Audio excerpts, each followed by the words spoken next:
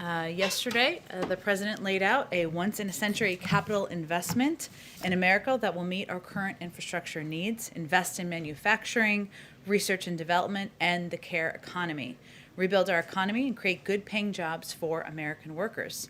Since then, we've seen praise for the president's vision from across the political spectrum, from business to labor, economists, and climate leaders, in addition to support from bipartisan majorities of the American people.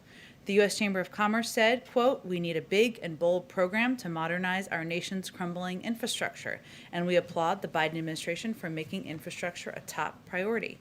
The CEO of Ford Motors said that, quote, "Ford supports the administration's efforts to advance a broad infrastructure plan that prioritizes a more sustainable, connected, and autonomous future." The president of the League of Conservation Voters said, quote, "Today is a great day for jobs, justice, and climate action." And the international president of the SEIU called the jobs plan, quote, "a game changer for tackling racial and economic inequality." And early polling underscores the overwhelming bipartisan support for components of this plan. Just yesterday, a Morning Consult poll showed that by a 2-to-1 margin, registered voters backed a hypothetical $3 trillion infrastructure package. And a Data for Progress poll showed that by a 35-point margin, voters wanted to pay for this plan by asking the wealthy and big corporations to pay their fair share, just like the president is calling for. Two other items for all of you. Today, the Biden-Harris administration is launching a nationwide grassroots network of local voices and trusted community leaders to encourage people to get vaccinated. We've talked in here quite a bit about how effective and impactful we've seen having community voices, trusted voices, be the people who are getting the information out to communities. So this is a reflection of that. Some of the 250 founding members include NASCAR, the American Medical Association, NAACP, UNIDOS, the Chamber of Commerce, and Catholic Charities.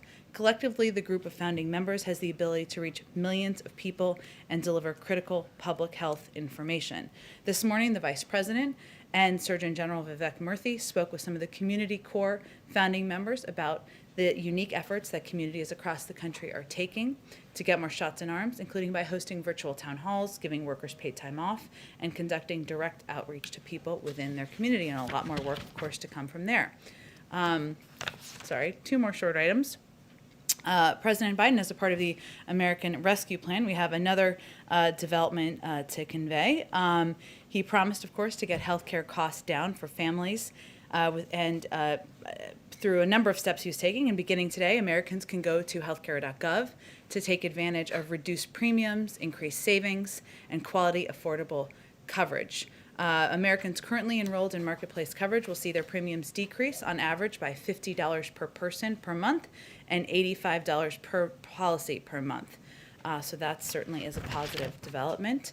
Last thing, finally, as part of our commitment to transparency, I wanted to let you know that the president was tested for COVID-19 this week. COVID-19 was not detected. He's tested every 2 weeks as a part of regular screening. Darlene, why don't you kick it off? Thank you, Jen.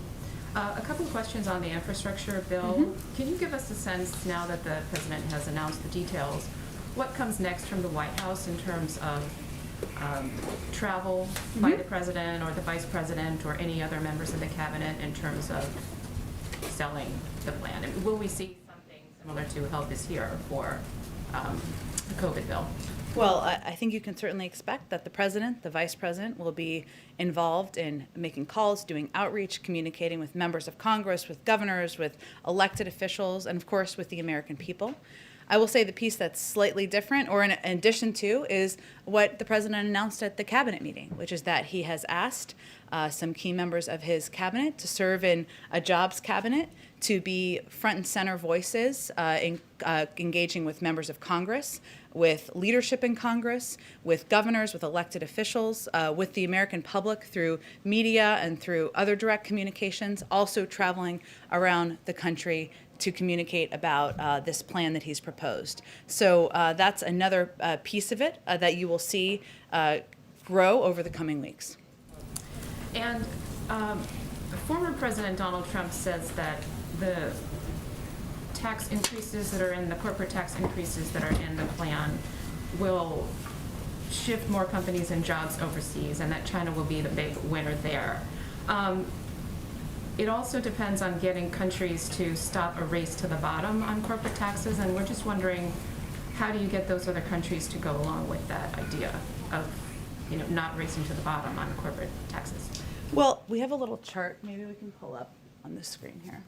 Hopefully, we'll cue it to come up just to show. Was it up before? Well, we'll bring it up again because it's a relevant one for people to take a look at. That just shows the journey of corporate tax rates over the course of the last several decades. The fact is, the corporate tax rate at 21% is lower than it has ever been in the past. What we're talking about is raising it to 28%, which is lower than it's been in the past several decades for most of that period of time. And it goes back to a rate that was the case during part of the Bush administration. See, as you can see here. Now, during the 60s, it was up over 50%. Obviously, that's incredibly high. And it's gone down progressively. And it was in the mid-30s, as you can see, through about 2015 or right before then. And then it went dramatically down. What we're talking about is just raising it to a rate that is lower than it has been through the vast majority of time over the last 70 years. And we think that's an incredibly reasonable proposal. I will say that in the wake of the 2017 tax giveaway to corporate America, I should say, 91 of the Fortune 500 companies paid no federal taxes. Zero federal taxes. That is not something that the American people believe is fair, that we believe is fair. And what we're talking about here is making adjustments to the tax code to make it more fair, to invest in our infrastructure, invest in American workers, so that we can be more competitive over the long term. And then lastly, earlier today in Kentucky, Senator McConnell was talking and said that the package, quote, is not going to get support from our side. He opposes the undoing of the 2017 tax cuts and said that, quote, I'm going to fight them every step of the way. So how do you respond?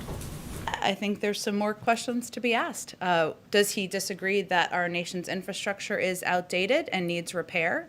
Does he disagree that we need to do more to put American workers back to work and to invest in industries that have growth potential over the long term? Does he disagree that 1/3 of the country who doesn't have broadband access should have access to broadband? There are a lot of areas where there is agreement with across the political spectrum, from investment in infrastructure, doing more to be competitive with China, and what we're really talking about here is how to pay for it. And so what we're looking for is proposals of alternatives. If you don't want to raise the corporate tax rate still lower than it's been over the last 70 years and across decades, if you don't want to do that, if you don't want to put in place a global minimum tax, what are the alternatives? We're happy to hear those proposals. Go ahead. Thanks, Jen. Yesterday, when President Biden spoke about corporate taxes, he specifically named Amazon out of the kind of Fortune 500 companies that have paid zero federal taxes. Why did he just name Amazon? It's just an example. As I noted, there were actually 91 companies who didn't pay any corporate taxes in 2018, so there were many to pick from. And about the Baltimore plant, we understand that there is a contamination of about 15 million doses. When did this happen, and when did the administration find out? Well, the issue was identified as part of rigorous quality control system checks, and HHS made us aware late last week. And so we understand that this supply is headed to Europe and not for the United States. But how does that really overall sort of change J&J's supply plans? And were they planning to use this plant to deliver the 24 million doses they had planned to deliver by the end of April to the United States? Well, the issue doesn't impact, one, any of the J&J doses that are available, of course, already on the market. Johnson & Johnson has made clear that they expect to deliver 24 million doses in April, and that they expect to meet their commitment of 100 million doses by the end of May. So we are looking forward to that. Obviously, these are doses that the U.S. government has purchased, but we also have plenty of doses from Pfizer and Moderna regardless. So there is no supply disruption caused by the Baltimore plant for U.S. supply going forward? For U.S. supply, for the supply that we are anticipating through the course of May, we have been assured that that they expect to meet those deadlines. And one more about Hong Kong. As you're aware, there were 7 pro-democracy veterans who were advocates, pro-democracy advocates, were arrested yesterday. And this is obviously, a continuation of Beijing trying to quash pro-democracy protests in the country. Do you have a comment? Is the administration monitoring that situation even now? We certainly are. Today's politically motivated convictions in Hong Kong of 7 pro-democracy activists once again shows the degree to which Beijing seeks to crush all forms of peaceful dissent in the city.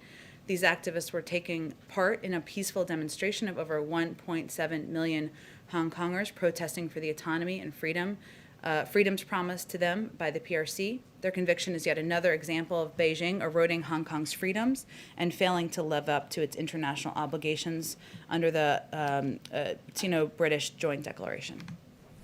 Go ahead, Kelly. Did the company, once the company informed the administration about the timing of the problems at the plant, there's so much focus from this White House about transparency. Was there an obligation to speak about this earlier than acknowledging today that you knew last week? Well, I think it's important for people to remember that this plant has not been FDA approved. It's still going through a rigorous review, and J&J is, of course, working through that process to bring the facility online and gain authorization. So HHS updated us. In fact, this is probably the process working as it should. HHS updated us on J&J's manufacturing, including where things stood with the facility at the point where they learned about the issue. It wasn't going to impact our supply. It wasn't going to impact the supply to the American people. And of course, J&J is working through this with the FDA. So we'd certainly refer to them on the process. On the infrastructure, climate, jobs plan, the president also talked about inviting Republicans to the Oval Office. Yeah. Given the comments from his longtime friend Mitch McConnell, do we have that on the books yet? And do you anticipate that there is any legitimate room to move? Or is the White House really settling into the idea that this will be a Democrats-only push in order to accomplish this big priority? Well, we just announced the proposal yesterday. There's a long history of agreement on infrastructure and the need to invest in infrastructure, the need to take steps to be more competitive with China. We feel there are a lot of areas of agreement. And the president will certainly be inviting Republicans and Democrats here to the Oval Office to have discussions and meetings about the path forward, to hear their ideas. There are some differences between the ARP. The ARP, the American Rescue Plan, was an emergency package. We needed to get it done as quickly as possible to get the pandemic under control, get relief direct checks out to Americans. We've got a little bit more time here to work and have discussions with members of both parties. We want to see progress by Memorial Day. We'd like to see this package passed by the summer, but I certainly expect when Congress returns that the president will be inviting members to the Oval Office. And when you consider that timeline, certainly there are Democrats, especially the most progressive Democrats, who would like to see the ability to get this done quickly in order to touch on some of the other priorities that are in different topic areas. Is there a real sense, though, that you can work with Republicans when the leader says there will be no support, when the House Republican leader, Kevin McCarthy, says we love infrastructure, but we don't like this tax idea? Is there any room left? I think that's a question for them. They support investment in infrastructure, right? They believe we need to do more to compete with China. Maybe they don't believe we should pay for it. If so, they should say that. Maybe they have different alternative ideas. There have been some proposals out there about user fees or gas taxes, essentially. We don't agree with that. We don't believe that the cost should be on the backs of the American people. We believe that corporations should be able to bear the brunt for investing in America's workers. But they can come forward with their ideas. We believe we can start from a place where we agree. And given that the COVID economy has been hard on so many businesses, is this the time to try to increase taxes when they are not really out of the COVID slide of the economic impact of the pandemic? Well, what we're talking about here, that's exactly why we shouldn't be increasing taxes on the American people, on people making less than $400,000 a year, why we shouldn't be putting in place user fees, because people are still trying to get through this period of time. Corporations who have had their tax rate lowered to 21%, lower by a great margin than it's been ever in history, corporations that didn't pay any taxes in 2018, we think they can afford to help rebuild our workforce, help invest in industries of the future, and make sure our infrastructure makes us competitive with China. Go ahead, Peter. Thank you, Jen. You just repeated what the president was talking about yesterday. You want corporations to bear the brunt of the $2.25 trillion over 8 years, but there are these calculations now that the corporate tax hike is not going to raise that much until 2036. So I'm curious where the rest of the money comes from. Well, as was outlined in detail in our plan, we're talking about paying for an 8-year investment over the course of 15 years. And given that the investments are short-term investments, investments that are temporary, we actually would more than make up for the cost of these investments over time. And one of the most colorful examples that the president used yesterday, he asked if people remembered a bridge going down, but only 5% of the spending in this package goes towards roads and bridges, and I'm curious why that number is so low in something that is being sold as an infrastructure package. We're actually selling it as a once-in-a-century or once-in-a-generation investment in partly our infrastructure, but partly industries of the future, American workers and the workforce. And there are areas like broadband, which maybe is not a physical bridge, but 1/3 of the country doesn't have access to broadband. So that impacts workers who have been working from home, kids who are trying to learn at home, parts of the country where they can't have jobs, where they're working remotely. We feel that that is an area where we can improve, expand access, and as a result, be more competitive with the country, with other countries, I should say. And then on immigration, has the White House considered beefing up border security now that there is video of a 3-year-old and a 5-year-old being thrown over the wall in New Mexico? Beefing up border security. There's video now of a 3-year-old and a 5-year-old. I've seen the video, and I think any of us who saw the video were incredibly alarmed by the steps of smugglers, ones that we have been quite familiar with, that we've spoken out about our concerns about. As Secretary Mayorkas said, the inhumane way smugglers abuse children while profiting off parents' desperation is criminal and morally reprehensible. The president certainly agrees with that. And these kids, I believe, were rescued by individuals who are working at the border. Yes, but they still got close enough, as you guys are talking about addressing root causes in the region, for a smuggler to throw them over a wall into the desert. And I'm just curious what the White House is doing to stop that from happening. And are you concerned more about the kids' safety, or are you concerned about kids getting in, or tell me more about your concern here? Kids' safety is, as you just mentioned, the main concern. Well, of course it is, which is why I'm often surprised by some of the line of questioning in here. But I will say that our concern and our focus is on sending a clear message to the region that this is not the time to come. You should not send your kids on this treacherous journey, that these smugglers are preying on vulnerabilities in these communities. There's a lot of issues and steps we need to take to address root causes. So of course our concern is for the safety of these kids. These Border Patrol agents who save these kids deserve our thanks and our gratitude for ensuring their safety. Go ahead.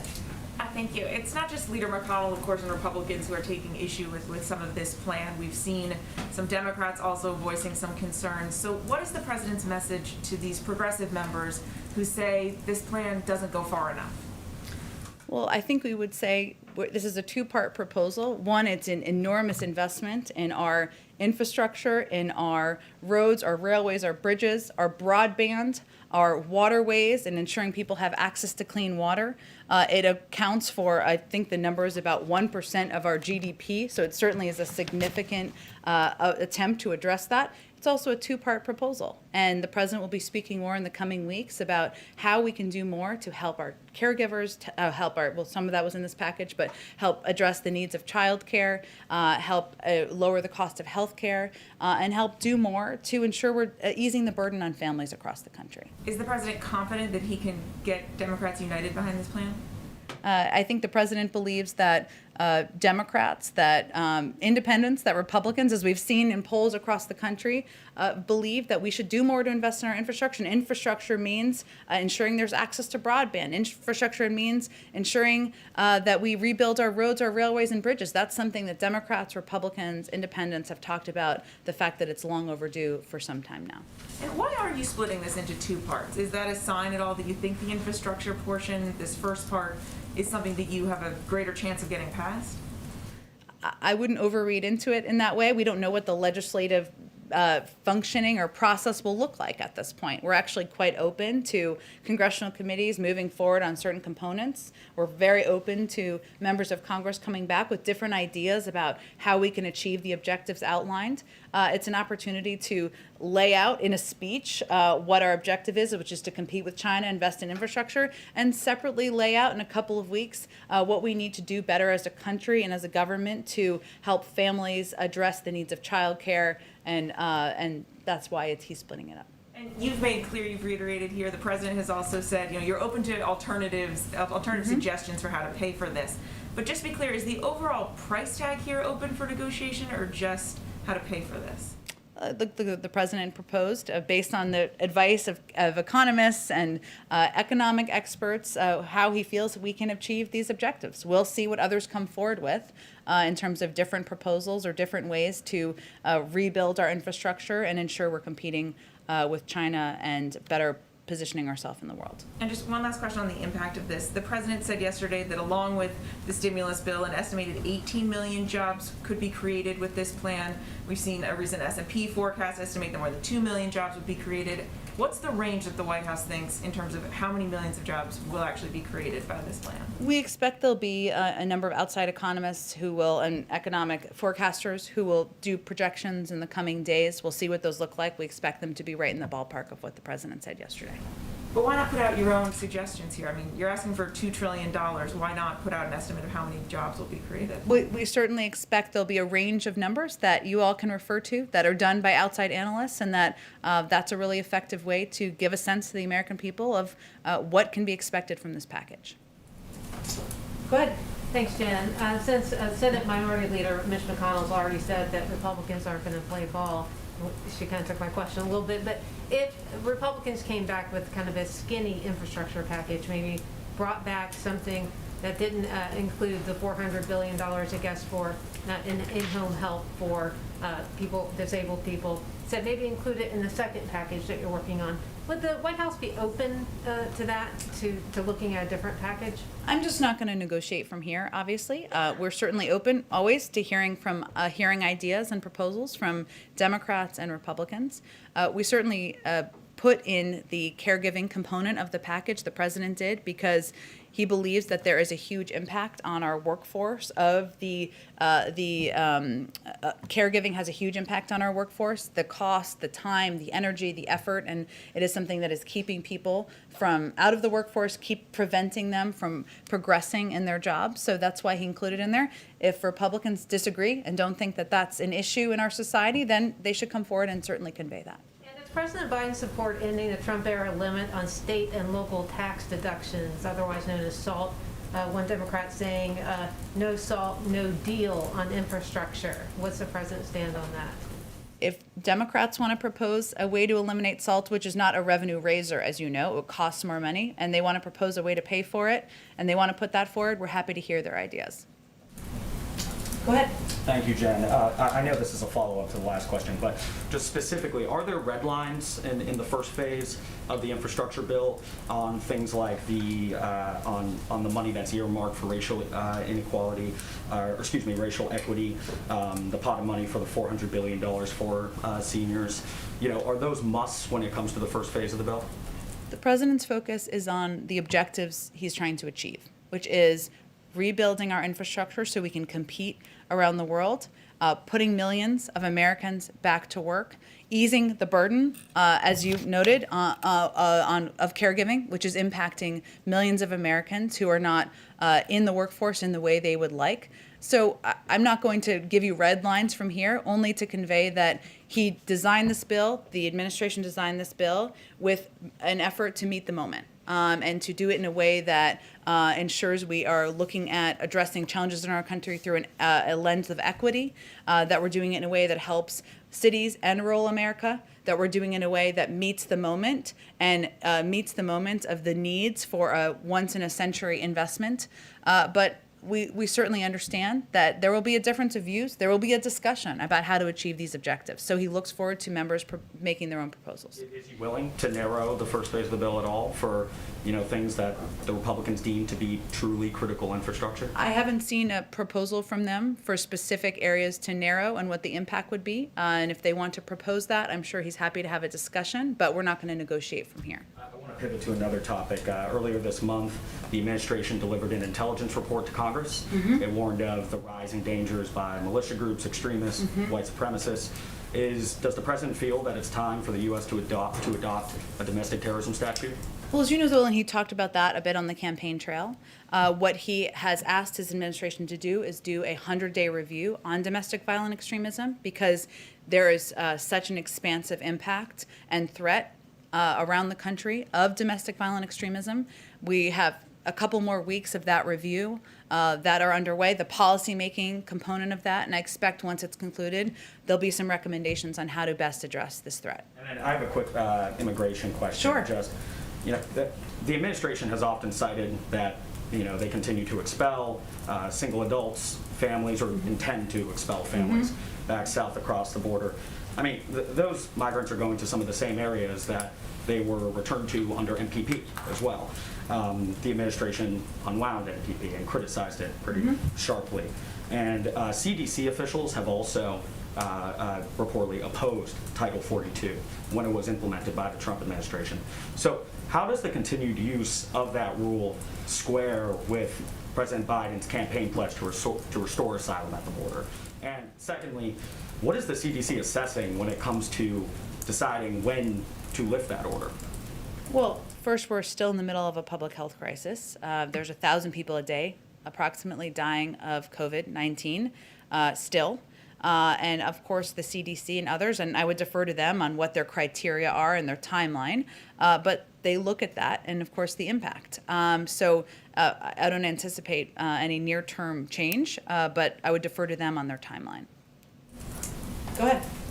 On the list of the most urgent infrastructure projects that you have identified as an administration, when will the White House put out a list of those projects as outlined in the plan, and which agency is in charge of this?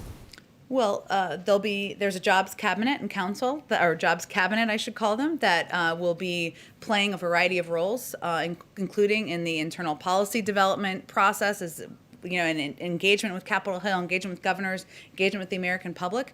Once the bill passes, there'll be a competitive bidding process.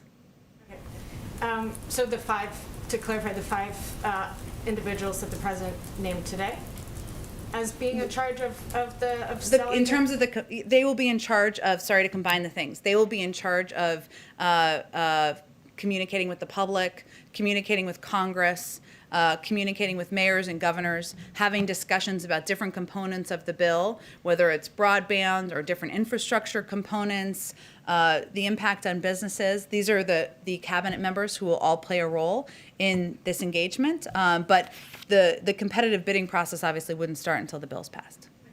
Okay. On the president's budget or the discretionary guide, can you give us an update on why it's delayed? I think we expected it to be out today. I don't have any update on the timeline. I know it will be out soon, but I don't have any more specifics for you. And then one lastly, on the president's interview with ESPN last night, he was obviously very critical of the Texas Rangers reopening their stadium at full capacity in the middle of a pandemic. Apart from urging people to wear masks, wash their hands, socially distance, is the president planning to take any other measures to try to slow the pace of the reopening and engaging with governors, especially as we see a rise of cases in a number of states? Well, his focus is on action, and so you've noted some of them, but it is when he saw an urgency in the rising cases, we took some urgent action, including more than doubling the number of pharmacies that will have the vaccine, increasing our commitment and our investment in mass vaccination sites and community health centers, his view is the more people we can get vaccinated more quickly, the better positioned we will be. So that's where his focus is. Are you worried that the reopening and rise in cases will outpace the vaccination pace? I would leave it to our health experts to make predictions of that kind. I would say that what we have control over here is how rapidly we can get the vaccine out, how many locations we can ensure the vaccine is available to the public in. We can continue to do more to meet people where they are. That's where our focus is. I'd also note that though some governors have rolled back public health guidelines, something obviously we wouldn't support given the public health guidelines are in place, a number of mayors, local elected officials, businesses have kept them in place even in a number of those states because it's not a political issue, and they have taken those steps in order to keep the people in their jurisdictions safe. Go ahead. Thanks, Jen. So during the campaign, the president signaled his support for expanding paid family and medical leave. I know the provision was enacted during the pandemic, expired, and paid leave wasn't in the stimulus package. Is paid leave something that the president will commit to including in the second part of his infrastructure proposal? Well, there's naturally still ongoing discussions about the final pieces of the package. He does believe that it is. He did include actually emergency paid leave in his rescue plan, so that component was included, and it was President Biden who signed into law this month an extension of a paid leave credit so that more families right now have access to paid leave. So those are all steps he's taken immediately, given his view that this is important to families across the country, especially as they're trying to make ends meet. And he's been clear about his support for permanent paid leave and medical leave, paid and medical leave. But I don't have anything to predict for you in terms of the next package. And then on a different topic, the shooting in California is the latest in a series of several high-profile gun tragedies over the past few weeks. Is the president ready to start issuing executive orders? Well, first let me say that the disturbing news of gun violence in Orange, California, that resulted in the tragic loss of lives, innocent lives, last night is yet another example of senseless gun violence that occurs all too frequently and underscores the need for legislation to expand background checks, something that's worked its way through the House that the president certainly supports, to ban assault weapons and high-capacity magazines and remove liability protections for gun manufacturers. The president, there is an ongoing review of executive actions and something that he is certainly personally committed to, and hopefully we'll have more to say on that soon. Quick follow on that. It's my understanding that a number of gun violence prevention advocacy groups have requested a meeting with the president. Is that something that he is willing to do? Is he going to meet with them? And if so, do you have an idea of when that meeting might happen? I don't have any predictions for you in terms of a meeting. I will say that the president has worked hand in hand with a number of these groups for decades. As somebody who fought to get the Brady Bill passed, who fought for an assault weapons ban and getting that into law in the 90s, who led the effort to put in place nearly 24 executive actions while he was vice president. He's certainly been a partner and will continue to be an advocate as president for additional common sense gun safety measures. I will say that there is in the American Jobs Plan, and there was a lot in there, so this was a piece that didn't receive as much focus, a proposal of $5 billion investment over 8 years to support evidence-based community violence intervention. And this is a step that, of course, would help on gun violence and community violence.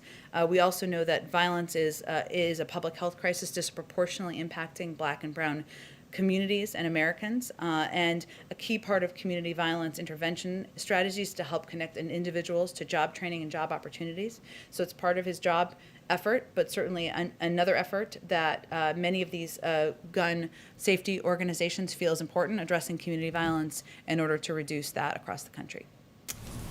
Go ahead. Just want to follow up on SALT. You're saying that if Democrats are able to negotiate SALT, they have to find the revenue somewhere else, because as you say, it's a revenue reducer that they need to balance the books some other way. Unless they think that a package doesn't need to be paid for, or that doesn't need to be paid for. So we're open to hearing ideas and proposals. I just think for clarity purposes, and a lot of people know, but eliminating SALT obviously is a revenue, not a revenue raiser, and it is something that either would have to be paid for or not. But our focus right now is on ensuring that we are getting relief to the broad swath of the American people who are most impacted by the downturn, the 10 million Americans out of work, people who are looking to be a part of growing industries of the future.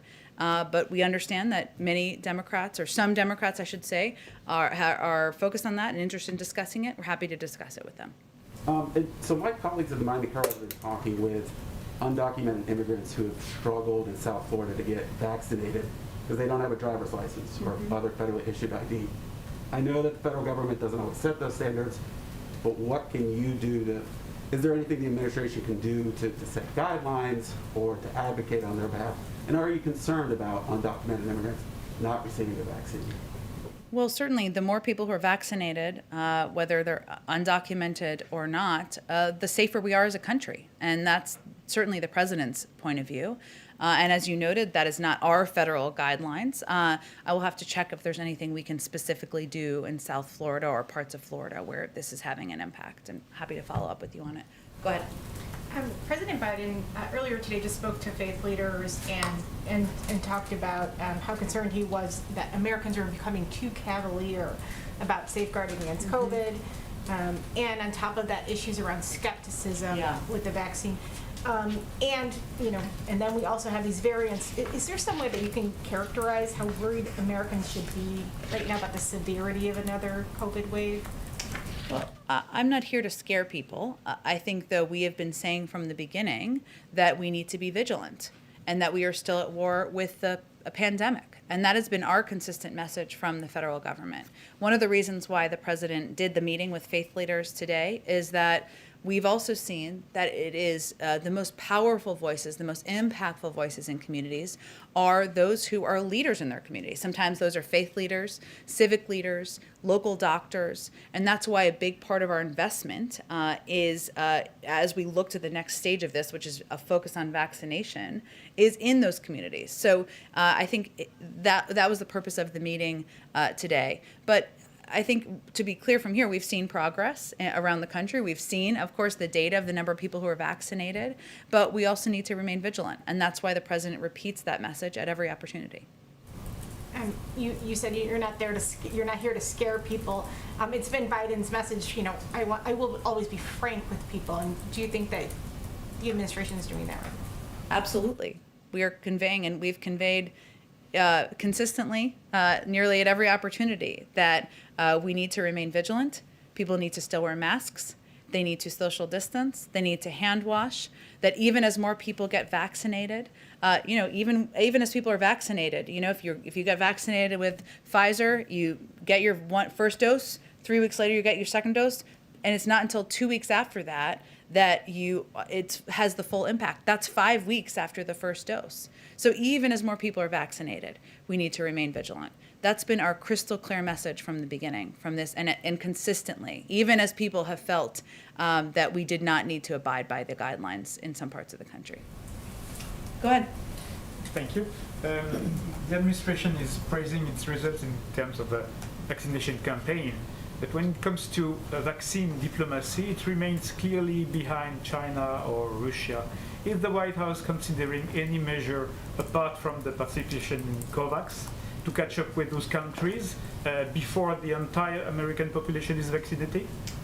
Our focus remains on ensuring the American people are vaccinated, and we, of course, remain open to a range of options of helping and being a part of the global community moving forward. But that remains our first focus. So there will be no export before the end of the American We exported campaign. some doses of AstraZeneca to Canada and Mexico, so no export. We obviously will consider a range of options, but our focus remains on vaccinating the adult Americans in this country.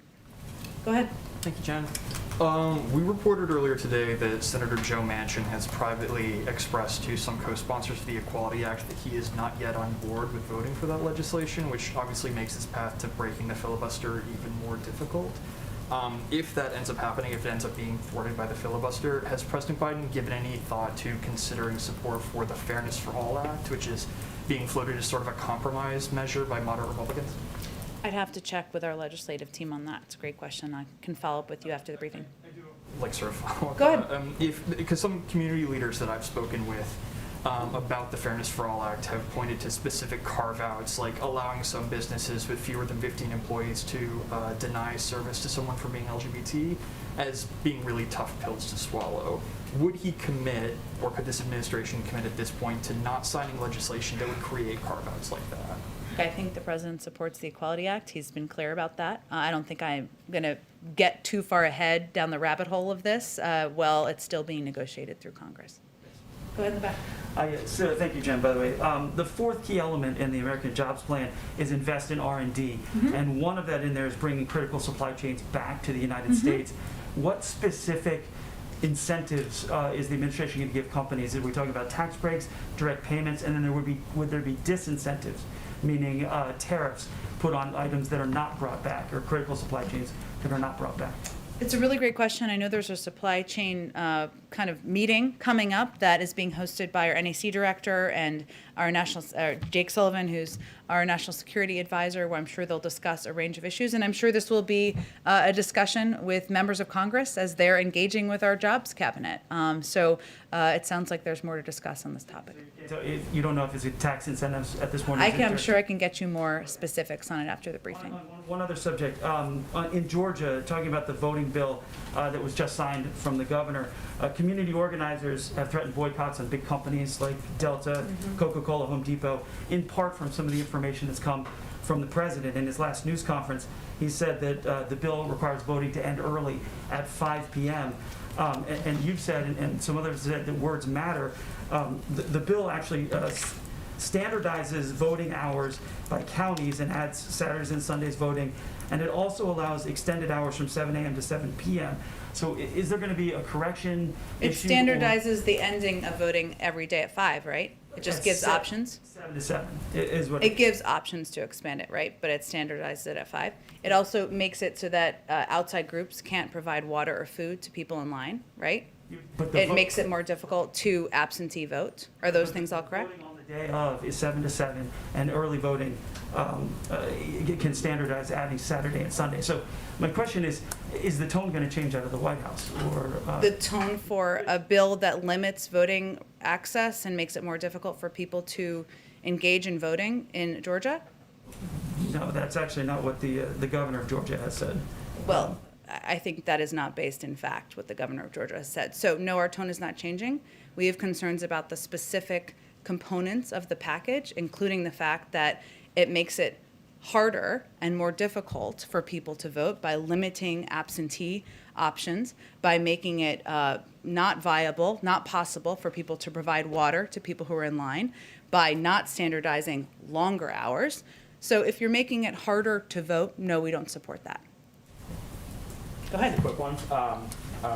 Is the president considering giving an address, a joint session of Congress near the 100-day mark? He is definitely considering giving a joint session address. I can't wait till we finally announce this because I know you all really want a date. We're working with leaders in Congress to finalize that. I just don't have a date quite yet for you. Gotcha. And then a quick follow-up. Why haven't refugee flights continued at this point? Last month, the president did announce that he intended to raise the refugee cap before the typical, end of the fiscal year where it traditionally happens. That hasn't seemed to happen yet. Why haven't those flights continued? He remains committed, but I don't have an update on the timing of the flights. Does it have anything to do with the fact that resources are going towards the border at this time, or? No, it's not related to that, no. Thank you, Jim. Thank you, everyone.